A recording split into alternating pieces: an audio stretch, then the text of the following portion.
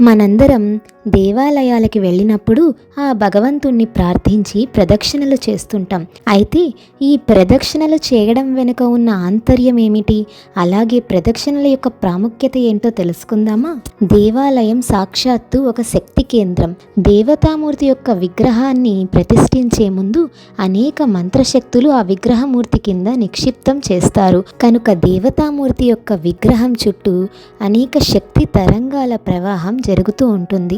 మనం ప్రదక్షిణ చేసే సమయంలో ఈ తరంగాల గుండా నడిచి వెళ్తాం. మనం మొదటి ప్రదక్షిణ చేసే సమయంలో మనలో ఉన్న తమో గుణాన్ని, అంటే హింస, బద్ధకం, ఆలస్యం చేయడం, ఇలాంటివన్నీ విడిచిపెడతాము.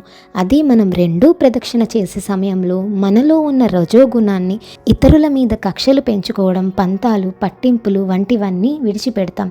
అలాగే మూడో ప్రదక్షిణ చేసే సమయంలో సత్వగుణం, అంటే నాది, నేను అనే అహంకారాన్ని పూర్తిగా విడిచిపెడతాము. ఇలా మనలో ఉన్న ఒక్కొక్క దుర్గుణాలని వదిలేసి త్రిగుణాతీతుడైన భగవత్మూర్తిని దర్శించి తరిస్తాము కదా. మనం ప్రదక్షిణ గుండ్రంగానే ఎందుకు చేయాలి, సవ్య దిశలోనే క్లాక్ వైజ్గానే ఎందుకు చేయాలంటే, సూర్యుని చుట్టూ భూమి మరియు ఇతర గ్రహాలు అన్నీ గుండ్రంగానే తిరుగుతూ ఉంటాయి. మనం కూడా దేవతామూర్తి చుట్టూ గుండ్రంగా ప్రదక్షిణం చేయడం వలన ఈ శక్తి తరంగాలు, ఆ శక్తి తరంగాలు కలిసి సానుకూల శక్తి ఏర్పడుతుందట. మరి సవ్య దిశలోనే క్లాక్ వైజ్గానే ఎందుకు చేయాలంటే, మనం సవ్య దిశలో ప్రదక్షిణ చేసే సమయంలో మన కుడి చేయి భగవంతుని వైపుకు ఉంటుంది. ఇలా ఉండడం మనం వారికి గౌరవం ఇచ్చినట్లు అవుతుంది. అయితే శివాలయంలో చేసే ప్రదక్షిణ కాస్త వేరుగా ఉంటుంది. శివాలయంలో చేసే ప్రదక్షిణను చండీ ప్రదక్షిణ లేదా సోమసూత్ర ప్రదక్షిణ అంటారు. ఈ ప్రదక్షిణ విషయాన్ని లింగ పురాణంలో వివరించారు. ధ్వజస్తంభం వద్ద ప్రదక్షిణ మొదలుపెట్టి సోమసూత్రం వరకు, అంటే చండీశ్వరుని వరకు వెళ్ళి మళ్ళీ వెనక్కి తిరిగి ధ్వజస్తంభం వరకు వెళ్ళాలి.